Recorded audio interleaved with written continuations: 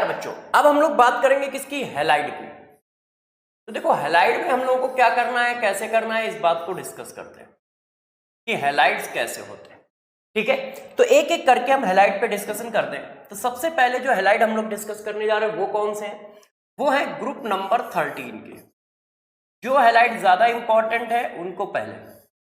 Group number 13 के halides कैसे होते हैं, तो जरा देखो, ग्रुप नंबर 13 की यदि हम लोग वैलेंसी की बात करें तो कितनी होती है, +3। हैलाइड की कितनी होती है, -1।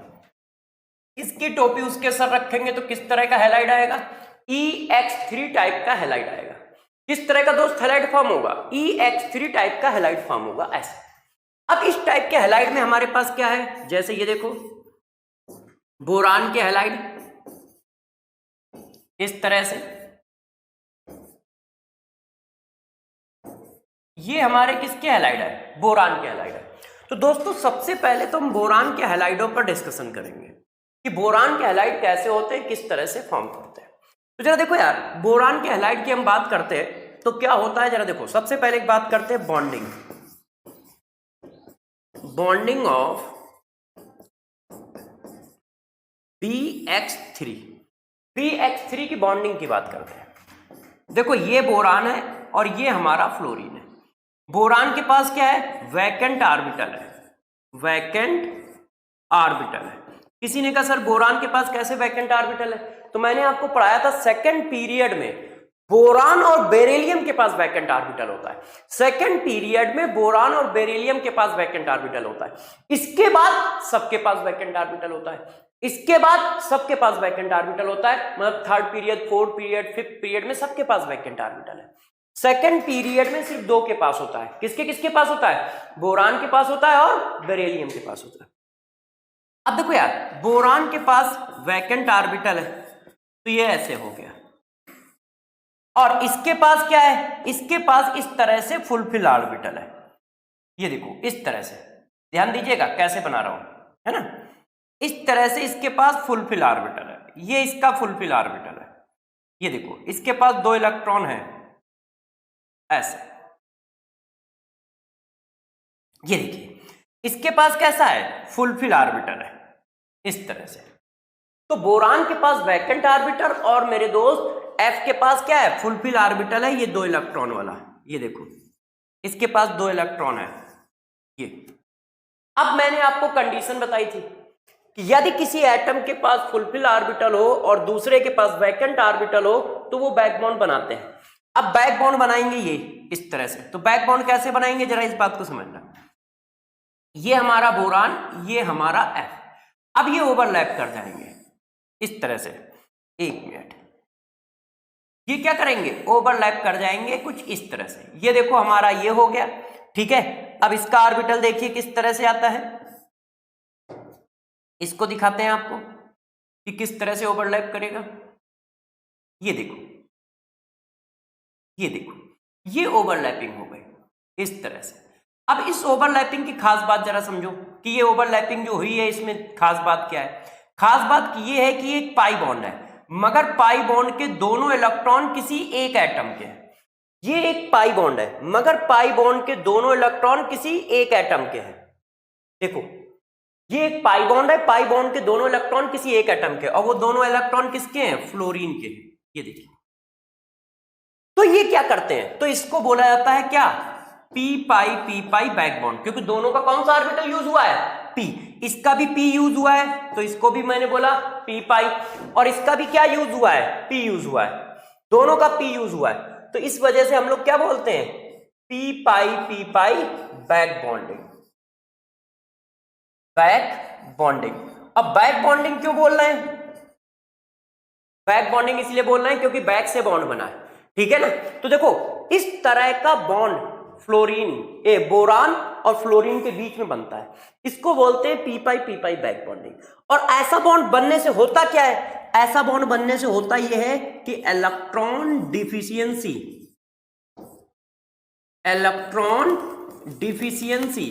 ऑफ बोरान डिक्रीज हो जाती है। उसकी इलेक्ट्रॉन डिफिशियंसी क्या हो जाती है, डिक्रीज हो जाती है। क्यों, क्योंकि वो बॉन्ड इस तरह से बना लेता है। और इसी बॉन्ड को दोस्त हम लोग इस तरह से रिप्रेजेंट कर देते हैं, इस तरह से। और ये बॉन्ड जो होता है दोस्तों किस पे होता है? रेजोनेंस में होता है। रेजोनेंस में क्यों है? क्योंकि यदि इस फ्लोरीन के साथ बना सकता है तो उस फ्लोरीन के साथ भी तो बना सकता है कि नहीं भाई? इसमें क्या खराब बात है कि इसके साथ ये बॉन्ड नहीं बनेगा, तो इसके साथ भी तो ये बॉन्ड बनेगा, और इसके साथ बना सकता है तो इसके साथ भी बना सकता है। ये देखो ऐसे। तो ये बॉन्ड कैसा होता है? रेजोनेंस में होता है, बैक बॉन्ड। अब इससे क्या होता है? इससे मेरे दोस्त ये होता है कि यदि ये रेजोनेंस में है तो जरा बताना इसका हाइब्रिड फिगर कुछ ऐसा नहीं आएगा। देखिए इसका हाइब्रिड फिगर कुछ ऐसा नहीं आएगा, देखना अच्छे से कि इसका हाइब्रिड फिगर कैसा आएगा। इसका हाइब्रिड फिगर ऐसा आएगा ना, ग्रीन कलर ले लेता हूं, देखो इसका हाइब्रिड फिगर ऐसा आएगा, ऐसा।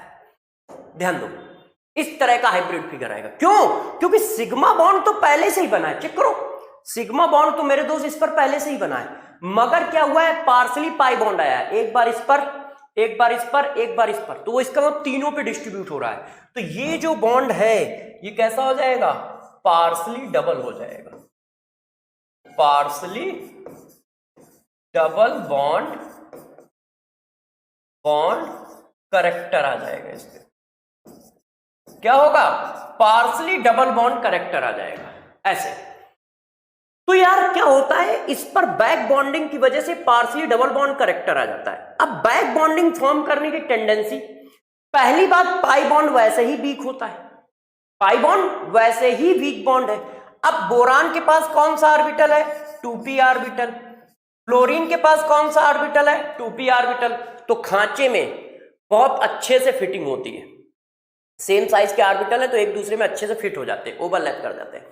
जैसे जैसे ऑर्बिटल का साइज बढ़ेगा ओवरलैपिंग वीक होती चली जाएगी। तो बैक बॉन्ड फॉर्म करने की टेंडेंसी सबसे ज्यादा इसकी होती है, और फिर इसकी और कम, इसकी और कम, इसकी और कम। Br और I तो ये मान के चलो बैक बॉन्ड बनाते ही नहीं है।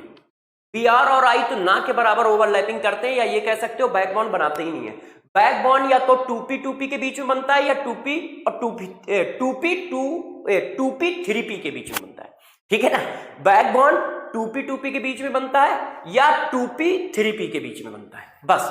इसके बाद बैक बॉन्ड बनने की प्रोबेबिलिटी बहुत कम हो जाती है, ठीक है? बैक बॉन्ड बनने की प्रोबेबिलिटी बहुत कम हो जाती है।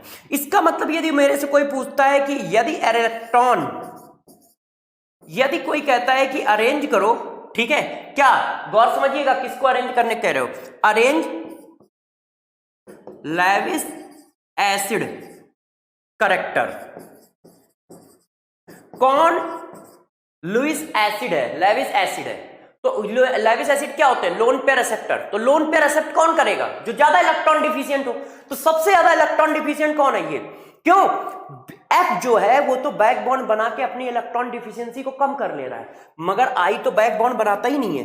तो ध्यान रखना, इसका आंसर बच्चे बहुत गलत लिखते हैं।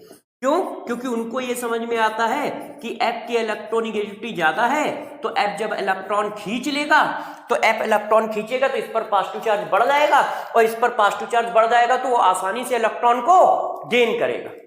तो ध्यान रखिएगा, बैक बॉन्ड की वजह से इसका आंसर जस्ट अपोजिट हो जाता है। लुईस एसिड करेक्टर का ऑर्डर F2I चलेगा। F2I क्यों चलेगा? क्योंकि F ने बैक बॉन्ड बना के अपनी इलेक्ट्रॉन डिफिशियंसी को कम कर लिया है। F ने बैक बॉन्ड बना के अपनी इलेक्ट्रॉन डिफिशियंसी को क्या कर लिया है? कम कर लिया है, जिसकी वजह से इस तरह का ऑर्डर मेरे दोस्त चलेगा, ठीक है? तो ध्यान रखना, ये इंपॉर्टेंट बात है। यदि कहीं पर बोरान के हाइड्राइड में, बोरान के हैलाइड में लुईस एसिडिक करेक्टर पूछ रहा है तो F2I जाएगा। यदि बैक बॉन्ड भूल कर किसी ने आंसर लगाया तो जस्ट अपोजिट आंसर लगाएगा वो।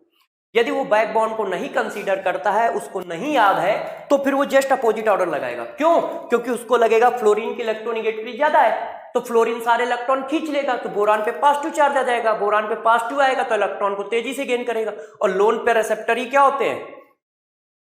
लेविस एसिड होते हैं।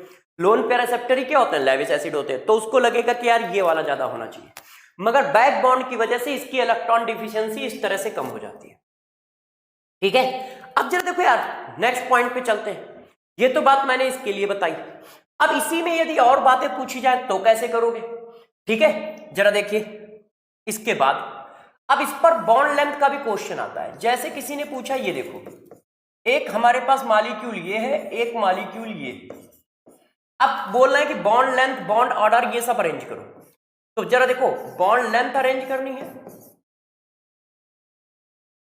बॉन्ड स्ट्रेंथ अरेंज करनी है कि भाई इनकी बॉन्ड लेंथ क्या होगी, इनकी बॉन्ड स्ट्रेंथ क्या होगी, अरेंज करो। तो देखो कैसे अरेंज करोगे। आपको पता है कि यार ये वाला जो फिगर है वो ऐसे है, इसका फिगर कैसे है, ऐसे। रियलिटी में ये फिगर जो बना है वो रियलिटी में ऐसा फिगर है, ऐसा ऐसा फिगर है। और जबकि मेरे दोस्त ये वाला फिगर कैसे है, गौर समझिएगा सभी लोग। देखो ये हमारे पास हुआ ये, ठीक। अब यहां पर देखो F निगेटिव लगा है, F निगेटिव लगा है तो क्या हुआ है, F ने अपने इलेक्ट्रॉन इसको डोनेट कर दिए हैं इस तरह से। F इलेक्ट्रॉन डोनेट करेगा तो ये रखेगा कहां, वैकेंट ऑर्बिटल में। तो अब बैक बॉन्ड नहीं बनेगा, ये पार्सली डबल है। ये पार्सली डबल क्यों है, क्योंकि अभी पीछे पढ़ा के आया हूं बैक बॉन्ड बना के, तो ये पार्सली डबल बॉन्ड है। मगर ये कौन सा बॉन्ड है, सिर्फ सिंगल बॉन्ड है। तो किसी ने कहा यहां पर ये सिंगल बॉन्ड क्यों बना रहा है, बैक बॉन्ड क्यों नहीं बना रहा है। तो मेरे दोस्त जो ऑर्बिटल खाली था उसमें तो ये वाले इलेक्ट्रॉन चले गए ना। बोरान के पास सिर्फ एक ही ऑर्बिटल खाली होता है, ये देखो बोरान कितना होता है दोस्त, 5। और 5 का मतलब मेरे प्यारे बच्चों क्या होता है, 1s2 2s2 2p1। अब जब ये एक्साइटेड स्टेट पे जाता है बॉन्ड बनाने के लिए तो ये हो जाता है, ये क्या है, ये इसका ग्राउंड स्टेट है और ये क्या है, ये इसका एक्साइटेड स्टेट है। तो एक्साइटेड स्टेट में यदि हम पेयरिंग कराएं तो ऐसा ही तो आई, ये देखो। तो यार दोस्त इसके पास खाली ऑर्बिटल कौन सा है, सिर्फ यही वाला ऑर्बिटल तो वैकेंट ऑर्बिटल है। इसी ऑर्बिटल को तो आप वैकेंट ऑर्बिटल नाम दोगे, और कोई ऑर्बिटल वैकेंट थोड़ी ना है। तो वैकेंट ऑर्बिटल में क्या हुआ है, वैकेंट ऑर्बिटल में ये लोन पेयर इलेक्ट्रॉन चले गए हैं किसके, F निगेटिव को, ऐसे। अब जब वैकेंट ऑर्बिटल में लोन पेयर इलेक्ट्रॉन चले जाएंगे तो यार ये क्या होगा, इसकी इलेक्ट्रॉन डिफिशियंसी तो कम हो गई, क्योंकि 2 इलेक्ट्रॉन ये हैं, 2 इलेक्ट्रॉन ये हैं, 2 इलेक्ट्रॉन ये हैं और 2 इलेक्ट्रॉन ये आ गए। तो इलेक्ट्रॉन डिफिशियंसी तो कम हो गई ना। तो अब ये बैक बॉन्ड बनाएगा नहीं क्योंकि वैकेंट ऑर्बिटल नहीं है, तो प्योर सिंगल होगा। तो बॉन्ड लेंथ की बात करें तो सभी को पता है कि सिंगल बॉन्ड की लेंथ ज्यादा होती है और डबल बॉन्ड की लेंथ कम होती है। स्ट्रेंथ की बात करें तो भाई सिंपल सी बात है, डबल बॉन्ड जो होगा वो सिंगल बॉन्ड से ज्यादा स्ट्रांग होगा क्योंकि 2 बॉन्ड ब्रेक करने पड़ेंगे। तो इस पर इस तरह की बातें भी पूछी जाती है, ठीक है। तो ये हमने बैक बॉन्ड के लिए बोरान की बात की। अब बात करते हैं किसकी, ग्रुप नंबर 15। ग्रुप नंबर 15 के हैलाइड भी इंपॉर्टेंट है। तो ग्रुप नंबर 15 के हैलाइड कैसे चलते हैं जरा देखो। ग्रुप नंबर 15 में 2 तरह की वैलेंसी चलती है, एक वैलेंसी चलती है +3 और एक वैलेंसी चलती है +5। तो +3 के साथ हैलाइड बनाओगे तो ये बनेगा, +5 के साथ मेरे दोस्त हैलाइड बनाओगे तो कैसा बनेगा, ये बनेगा। तो EX3 और EX5 2 टाइप के बनेंगे, है कि नहीं। तो पहला नोट जो आपको पता है उसको छापते हैं। पहला ये देखो, पहला नोट क्या है, नाइट्रोजन डज नॉट फॉर्म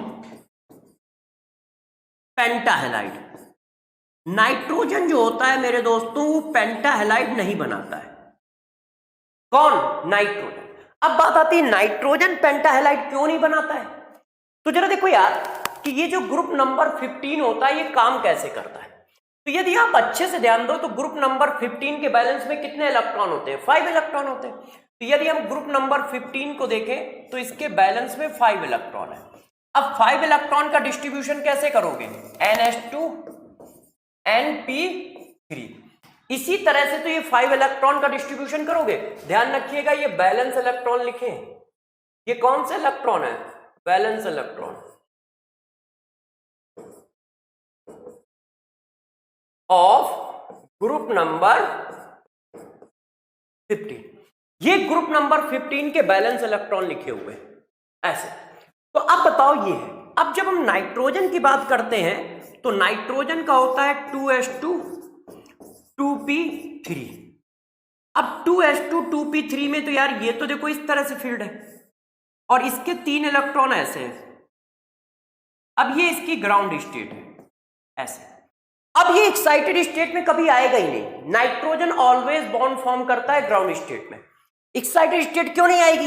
यदि इसको एक्साइट करना है तो वैकेंट ऑर्बिटल होना चाहिए ना, तभी तो ये इलेक्ट्रॉन एक्साइट करके किसी दूसरे ऑर्बिटल में जाएगा।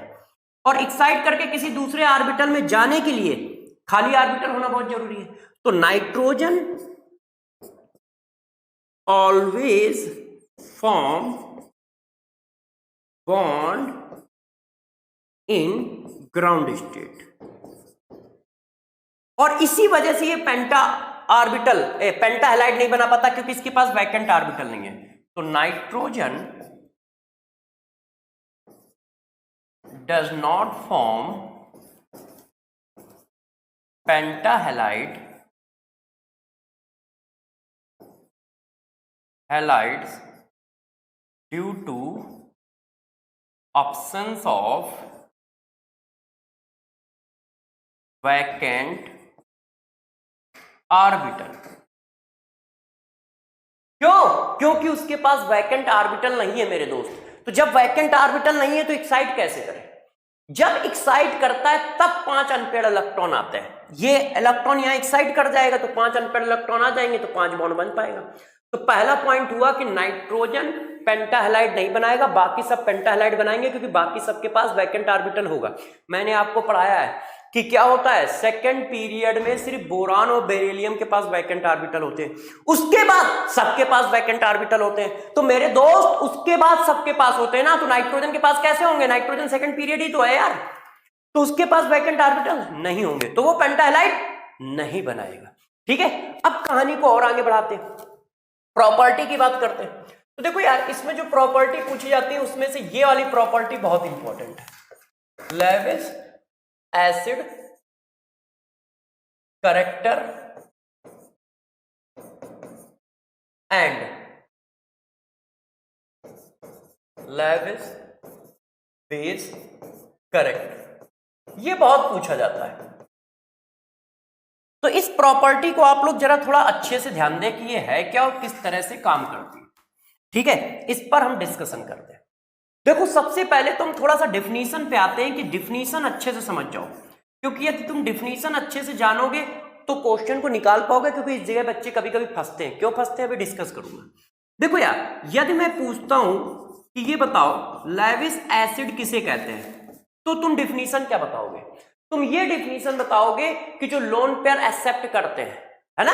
अब जरा देखो, लोन पेयर एक्सेप्टर, अब गौर सुनना, and form covalent bond, covalent bond, coordinate bond एक कोवैलेंट बॉन्ड ही होता है। अब गौर समझो, जब आप कहते हो कि लुईस एसिड क्या होते हैं, जो लोन पेयर एक्सेप्ट करते हैं, तो बच्चों को फील आता है आयनिक बॉन्ड बनना है, वो लोन पेयर गेन कर लेगा, जबकि उसको लोन पेयर गेन नहीं करना है, लोन पेयर एक्सेप्ट करके कोवैलेंट बॉन्ड बनाना है। मतलब कुछ ऐसा करना है, ये किसी से लोन पेयर ऐसे लेगा, ये 2 इलेक्ट्रॉन ऐसे, और यहां पे एक बॉन्ड बनाएगा, कोऑर्डिनेट बॉन्ड ऐसा। टोटल ये सिचुएशन है कि उसके लोन पेयर से कोऑर्डिनेट बॉन्ड बनाएगा। उसका मतलब ये है, लिखा थोड़ा अलग टाइप से होता है, lone pair acceptor and form covalent bond.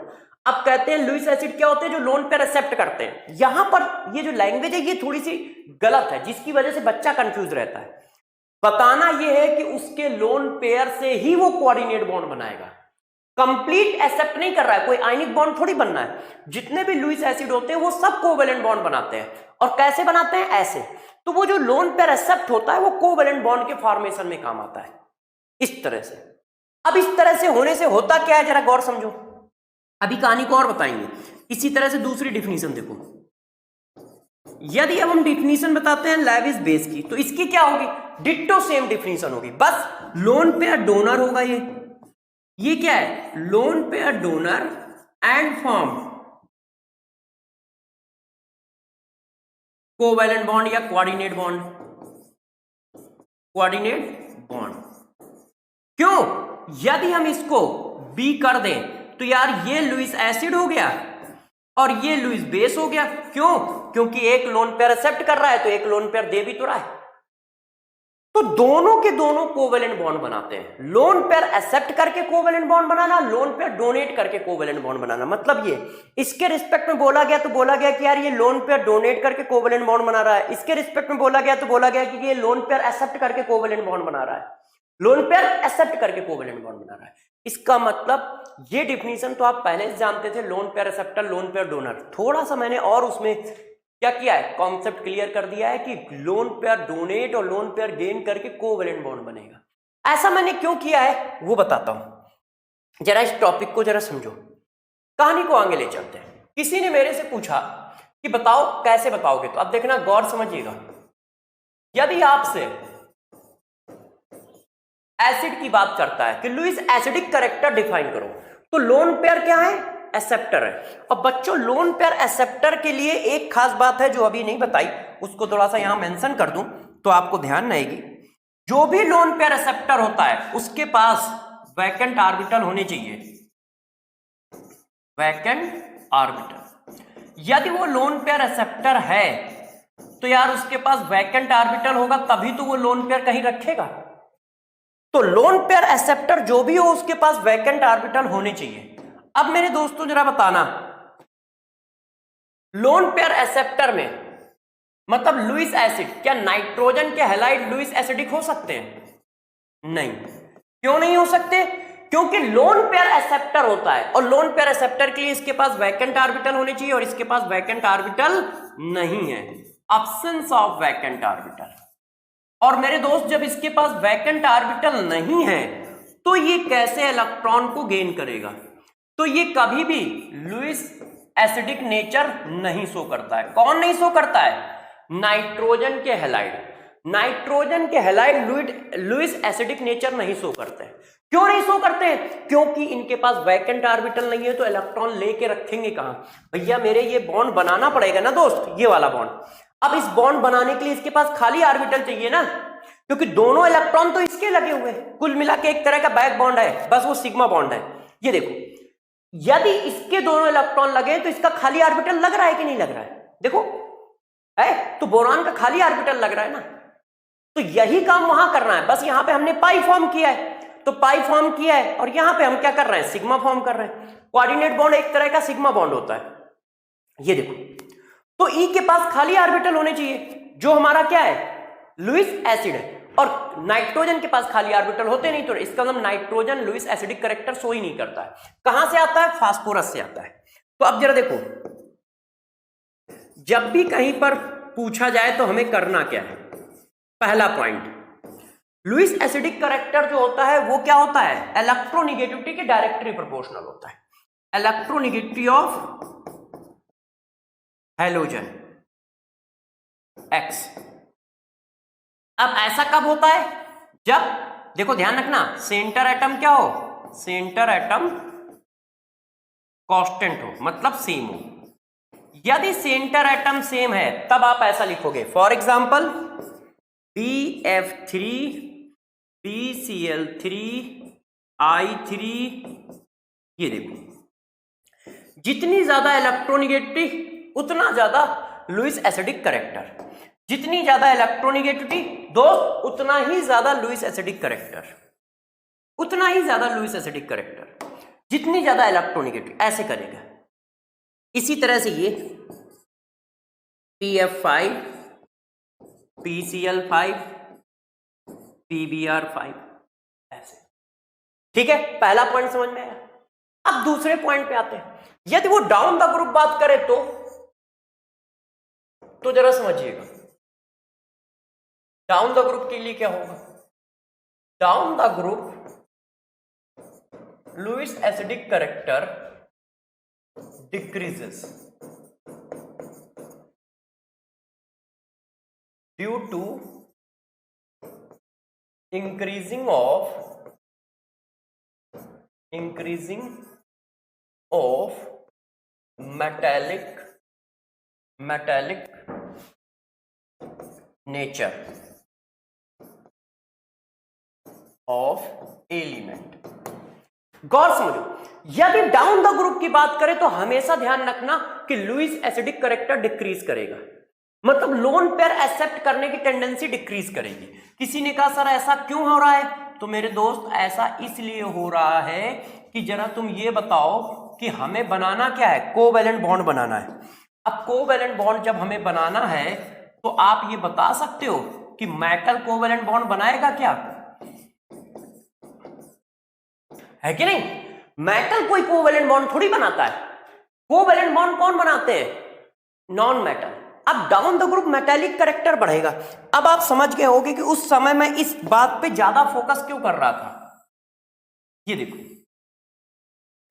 उस समय पे मैं इस बात पे ज्यादा फोकस क्यों कर रहा था, इस बात पे कि कोवैलेंट बॉन्ड बनाता है, कोवैलेंट बॉन्ड बनाता है, कोवैलेंट बॉन्ड बनाता है। दोस्त इसी वजह से कर रहा था कि ये पॉइंट तुम समझ सको। Down the group metallic character बढ़ रहा है, तो मेटालिक करेक्टर बढ़ने का मतलब क्या हुआ कि वो कोवैलेंट बॉन्ड नहीं बना पाएगा। वो या तो इलेक्ट्रॉन देना पसंद करेगा या लेना पसंद करेगा, और यदि वो इलेक्ट्रॉन देना और लेना पसंद करता है तो आयनिक बॉन्ड बनेगा, और आयनिक बॉन्ड नहीं बनता है, Lewis acidic Lewis basic character में क्या बनता है, कोवैलेंट बॉन्ड बनता है। तो कोवैलेंट बॉन्ड बनाने की टेंडेंसी तो डाउन द ग्रुप डिक्रीज ही होगी, क्योंकि मेटालिक करेक्टर इंक्रीज हो रहा है, क्योंकि मेटालिक करेक्टर इंक्रीज हो रहा है। अब जरा देखो, अब बात करते हैं लुईस बेस की। ये क्या होते हैं, ये लोन पेयर डोनर होते हैं, जो लोन पेयर डोनेट करते हैं।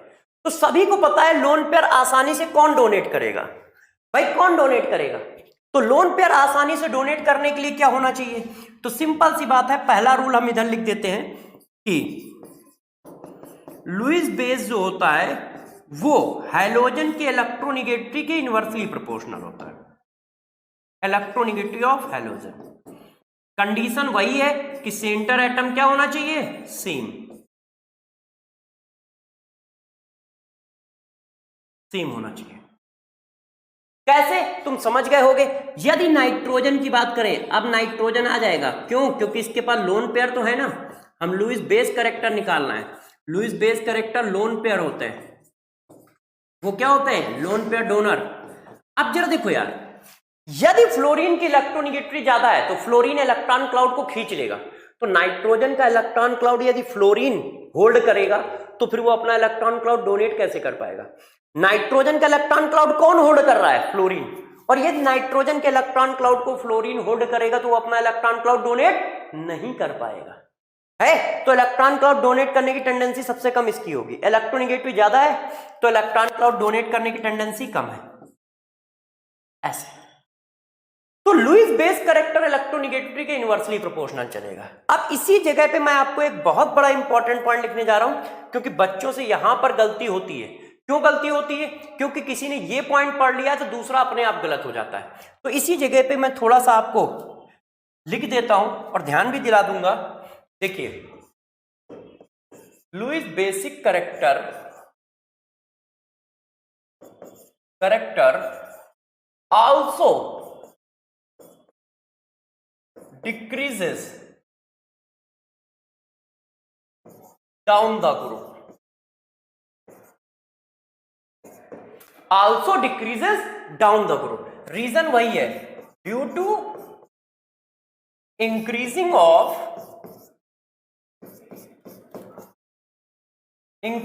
of metallic nature। ये देखो, तो इस बात को जरा थोड़ा अच्छे से ध्यान रखें। क्यों कह रहा हूं, क्योंकि उल्टा बच्चों को याद रहता है। बच्चों का मानना है कि एसिडिक करेक्टर इंक्रीज कर रहा है तो बेसिक करेक्टर डिक्रीज करेगा, है। अब जरा यहां पर चेक करो अच्छे से क्या लिखा है, down the group Lewis acidic character भी डिक्रीज कर रहा है, और डाउन द ग्रुप उसको चेक करो, down the group Lewis basic character भी डिक्रीज कर रहा है। तो बच्चे कहेंगे सर यार बात हजम नहीं हुई, जनरली तो उल्टा ही होता है, यहां पे आपने दोनों को एक साथ डिक्रीज करा दिया। तो मेरे दोस्त, दोनों को कोवैलेंट बॉन्ड बनाना है और मेटालिक बॉन्ड इंक्रीज कर रहा है। जब मेटालिक बॉन्ड फॉर्म करने, मेटालिक करेक्टर इंक्रीज कर रहा है तो वो कोवैलेंट बॉन्ड नहीं बनाएगा। इलेक्ट्रॉन डोनेट करना इजी है मेटल के लिए, मगर कंप्लीट डोनेट करना इजी है, कोवैलेंट बॉन्ड बनाना थोड़ी इजी है।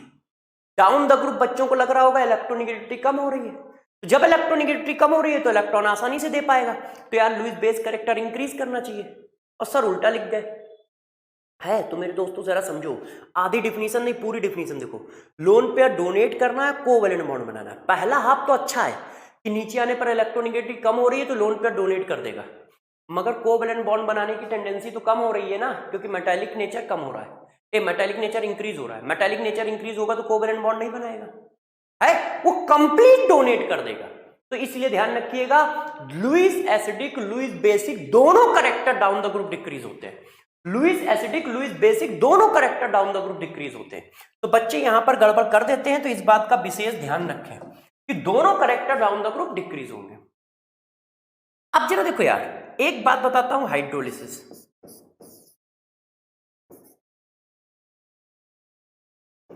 कि जब हाइड्रोलिसिस करोगे तो क्या होगा, ठीक है। तो जरा देखो, मैंने आपको पढ़ाया है कि हाइड्रोलिसिस करने पर क्या होता है। यदि हमारे पास कोई हैलाइड है,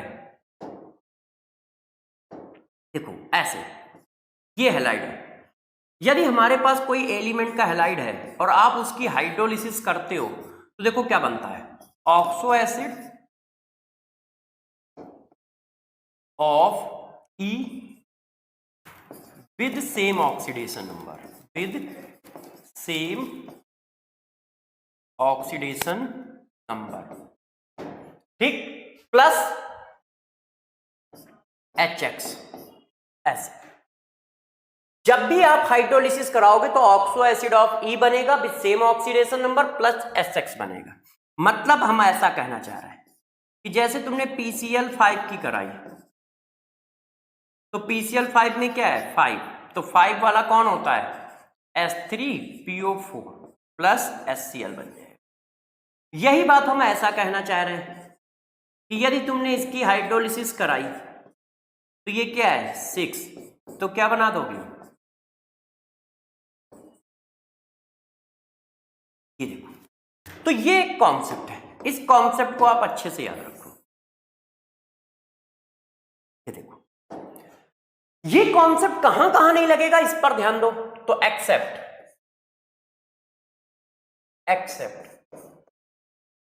पहला except nitrogen halide, nitrogen halide पे ये कॉन्सेप्ट नहीं लगेगा। क्यों? क्योंकि नाइट्रोजन के पास वैकेंट ऑर्बिटल नहीं होते। तो यहां पर क्या बनता है, oxo acid of halogen plus ammonia बनता है ऐसे, oxo acid of halogen plus ammonia, और हैलोजन का ऑक्सो एसिड कौन, ये वाला HOS। क्यों? क्योंकि इसके पास वैकेंट ऑर्बिटल नहीं है, absence of vacant orbital। क्योंकि जो नाइट्रोजन का जो वाटर का OH है वो सेंटर एटम पे अटैक करता है। ये जो वाटर का OH है ये सेंटर एटम पे अटैक करता है। अब सेंटर एटम पे वैकेंट ऑर्बिटल नहीं है तो ओवरलैपिंग हो नहीं पाती है। तो इसलिए ध्यान रखिएगा कि नाइट्रोजन के जो हैलाइड होते हैं वो ऐसा नहीं बनाएंगे, वो क्या है हैलोजन का ऑक्सो एसिड बनाएंगे, वो भी कौन सा HOX वाला, और साथ में क्या बनाएंगे अमोनिया बनाएंगे। बाकी सब बना देंगे, बाकी सब बना देंगे, जितने भी हैं सभी के सभी ऐसा काम करेंगे। सेंटर एटम का आपको क्या बनाना है oxo acid with same oxidation number. इसमें से एक बात और, डाउन द ग्रुप क्या होता है, हाइड्रोलिसिस की रिएक्टिविटी जो होती है, हाइड्रोलिसिस की रिएक्टिविटी जो होती है वो बेटा डाउन द ग्रुप क्या होती है, डिक्रीज होती है। Down the group decreases, hydrolysis की जो रिएक्टिविटी है डाउन द ग्रुप डिक्रीज होती है। क्यों? क्योंकि मेटालिक कैरेक्टर इंक्रीज करता है। किसी ने कहा रीजन क्या है, रीजन ये है मेटालिक कैरेक्टर इंक्रीज करता है।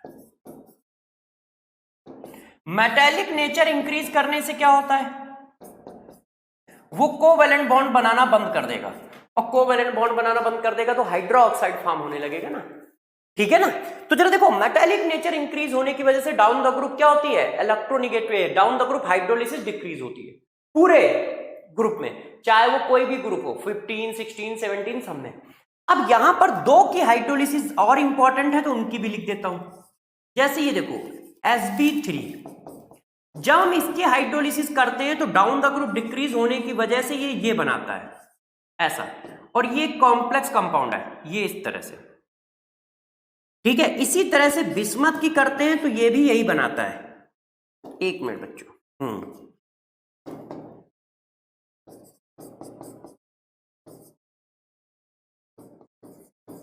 और ये भी एक कॉम्प्लेक्स कंपाउंड है, और ये प्रेसिपिटेट होते हैं दोनों के दोनों, ऐसे दोनों के दोनों प्रेसिपिटेट फॉर्म करते हैं। इसको बोलते हैं बिस्मथ ऑक्सीक्लोराइड, बिस्मथ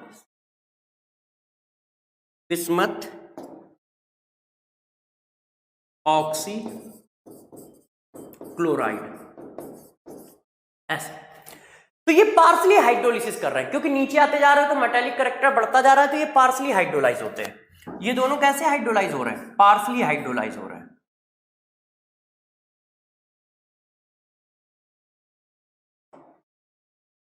ठीक है, ये देखो, तो ये दोनों कैसे हाइड्रोलाइज हो रहा है? पार्सली हाइड्रोलाइज हो रहा है, कंप्लीटली हाइड्रोलाइज नहीं हो रहा है। क्यों? क्योंकि down the group reactivity decrease कर रही है। डाउन द ग्रुप रिएक्टिविटी क्या हो रही है? डिक्रीज कर रही है। तो मैंने क्या बताया, जरा हाइड्रोलिसिस में समझो। हाइड्रोलिसिस में सेंटर एटम का ऑक्सो एसिड बनेगा भाई, same oxidation number plus HX बनेगा, जैसे ये देखो। मगर कहां नहीं बनेगा? नाइट्रोजन के केस में नहीं बनेगा, क्योंकि नाइट्रोजन के पास वैकेंट ऑर्बिटल नहीं होते, तो बनना वही है ऑक्सो एसिड, मगर हैलोजन का बनेगा, ये देखो। और क्या बनेगी? अमोनिया गैस बनेगी। और क्या बनेगी? Ammonia gas. एक बात और बताइए कि हाइड्रोलिसिस डाउन द ग्रुप क्या होगी? डिक्रीज होगी।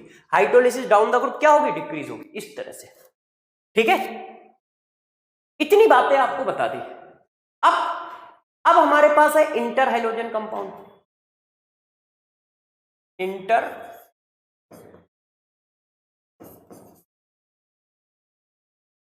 Halogen compound. Inter halogen compound में क्या होता है?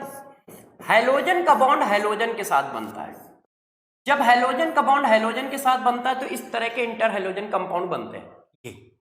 इसमें से हमेशा ध्यान रखो कौन कौन क्या क्या होता है। जिसको मैंने X कहा है ये हमेशा लार्ज साइज वाला होगा और लो इलेक्ट्रोनिगेटिव वाला होगा, और जिसको मैंने X डैश कहा है वो हमेशा स्मॉल साइज का होगा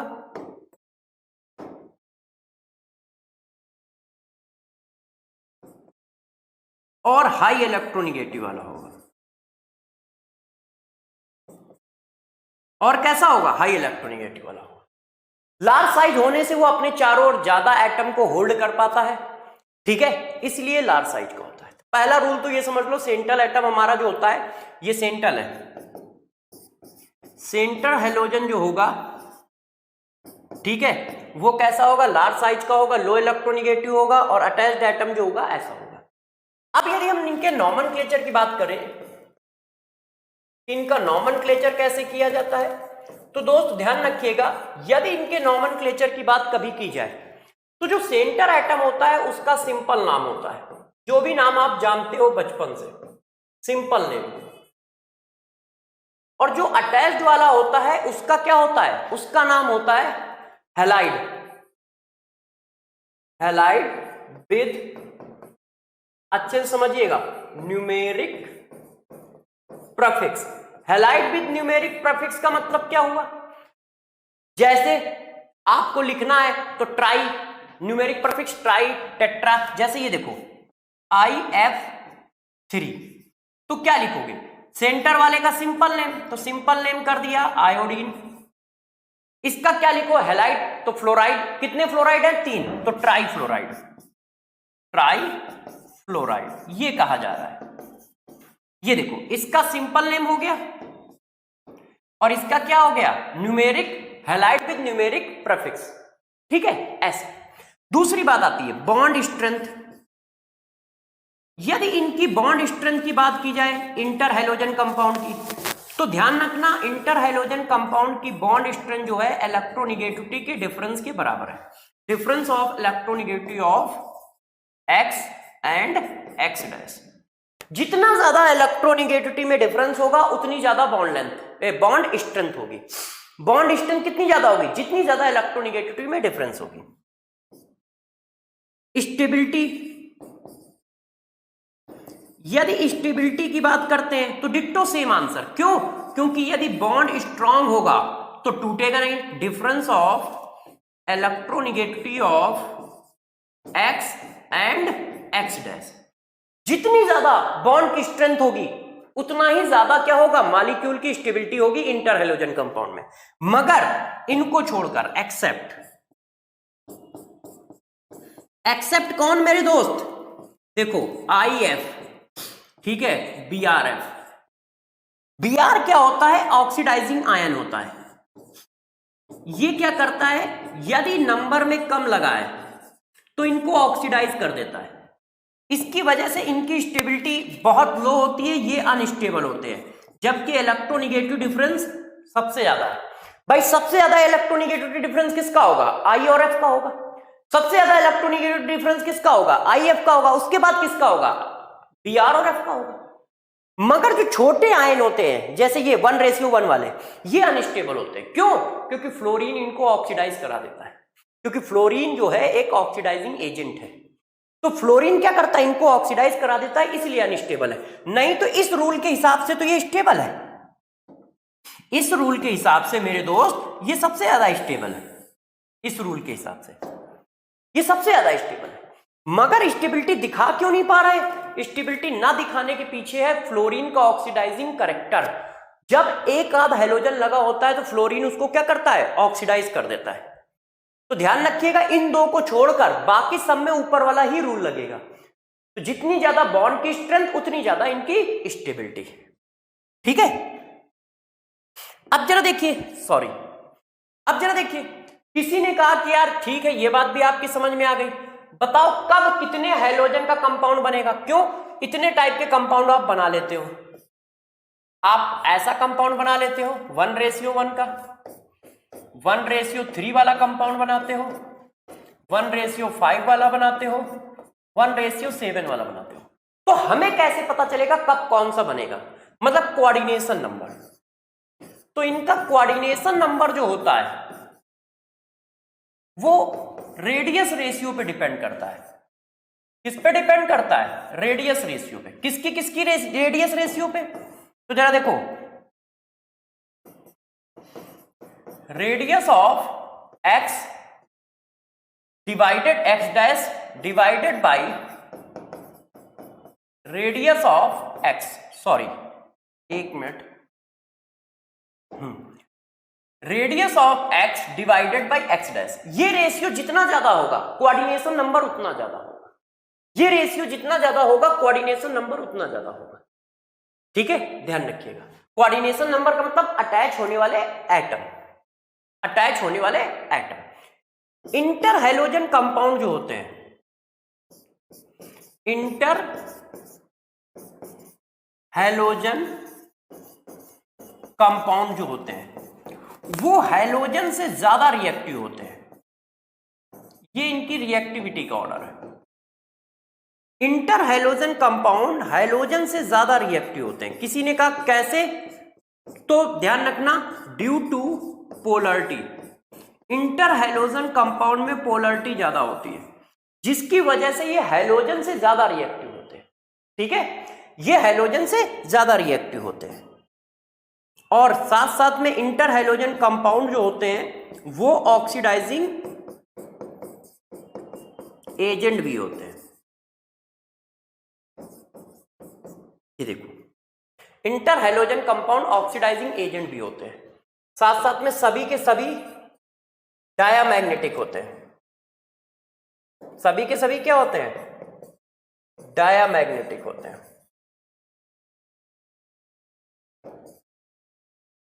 ये देखिए बच्चों, अब देखो मैंने हैलोजन जितने भी थे सारे बता दिए।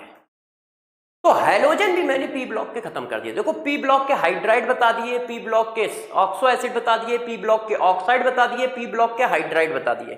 सिर्फ फिजिकल प्रॉपर्टी को मिस किया है। तो फिजिकल प्रॉपर्टी सारे बच्चों से रिक्वेस्ट है कि एक बार एनसीईआरटी से रीड कर लें। ठीक है, नहीं तो फिर हम लोग आगे उसको डिस्कस भी करेंगे कभी, मगर प्लीज अभी रीड कर लीजिए क्योंकि अभी फिर से पेपर है आपका। मार्च में। मार्च के पेपर के लिए सभी बच्चों को एक ही एडवाइस है कि नोटबुक को खूब अच्छे से रिवाइज करें, एनसीईआरटी को रिवाइज करें। बस 2 काम करें, नोटबुक को खूब अच्छे से रिवाइज करें, एनसीईआरटी को रिवाइज करें और हर चैप्टर के 20-20, 25-25 क्वेश्चन लगाएं और इसी को सर्किल के फॉर्म में घुमाते रहें और कुछ ना करें। क्या, फिर से देख लीजिए, एक बार सभी टीचरों की नोटबुक को अच्छे से रिवाइज करिए, सभी टीचरों की नोटबुक को अच्छे से रिवाइज करिए, एनसीईआरटी रिवाइज करिए, सभी टीचरों की नोटबुक को रिवाइज करिए, एनसीईआरटी रिवाइज करिए, हर चैप्टर के 20-20 क्वेश्चन लगाइए, 20 से 30 क्वेश्चन और इसको सर्किल के फॉर्म में घुमाते रहिए 10-15 दिन। बस आप जरूर सेलेक्ट हो गए। मेरी जो शुभकामनाएं हैं वो आपके साथ है। ऑल द बेस्ट, फिर मिलते हैं।